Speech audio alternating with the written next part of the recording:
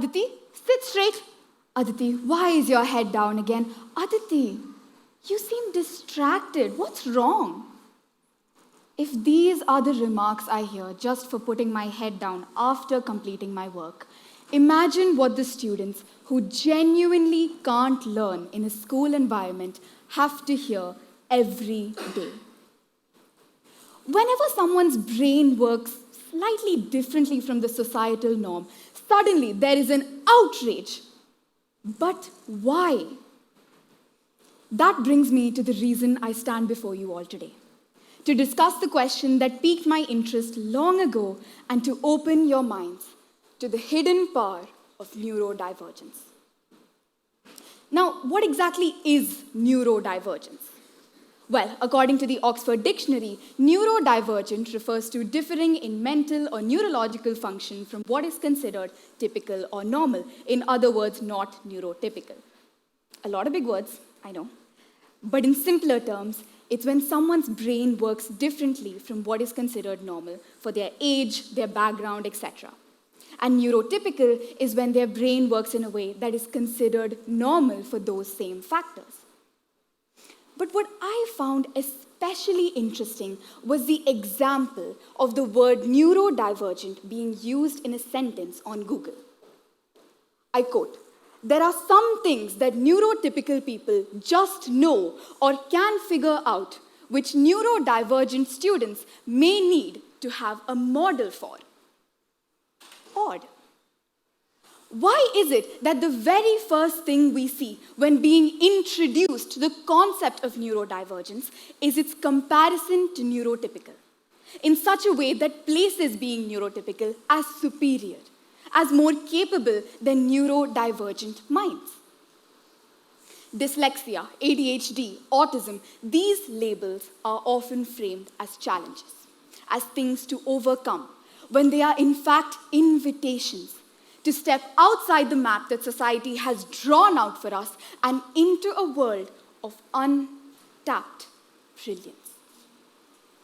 Yet, in boardrooms and in classrooms, we still treat neurodivergence as something to be fixed rather than harnessed. A viral video on TikTok by user Gracie Alexander is a comedic yet heartwarming showcase of this very sentiment. When older sister Grace introduces her little brother in a light-hearted manner, she mentions that he suffers from autism. To which her little brother, Corbin, responds, giggling, "I don't suffer, I just have it." If a child as young as 11 years old can realize the impact and, frankly, the absurdness of the words we choose to attach to these neurodivergences, how is it that an entire global framework has been built on the idea that neurodivergent equates to incapable? We hear people with ADHD can't focus. But what if we reframed that? I once had this friend, let's call him M. Now, M had ADHD, and he was always called unfocused because he could never sit still during class, and he always made doodles. But whenever there was a presentation to be made, M thrived. When given the freedom to learn in his own way, through visuals and hands-on projects, M was the most brilliant student in the class. He was never unfocused. He was just focused differently. We hear neurodivergent people can't communicate.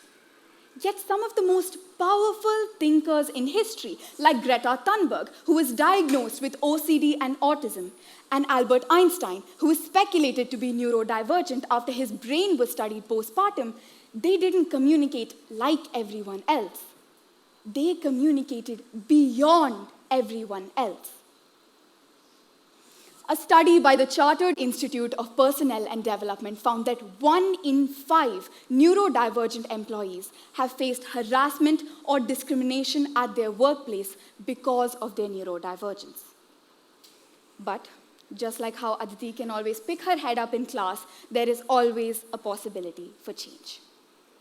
By using flexible work structures and allowing employees to advocate for the environment that allows them to best use their potential, as well as using skill-based assessments instead of the traditional interview format, especially for careers that prioritize practical skills, these small changes can change the workplace entirely, from one of conformity to one of adaptability.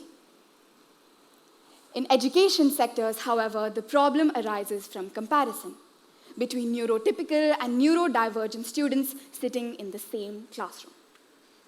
The question, if they can do it, why can't you, is often thrown around, leading not only to a fall in the self-esteem of neurodivergent students, but an unwillingness to step up and advocate for their needs.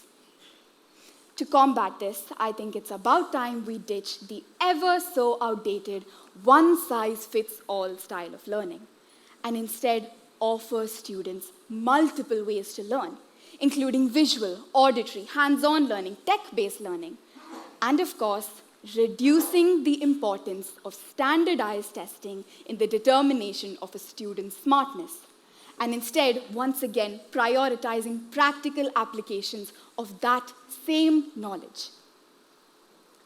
At this point, I urge you to ask yourself, what if we stopped seeing neurodivergence as a deficit and started seeing it as an advantage?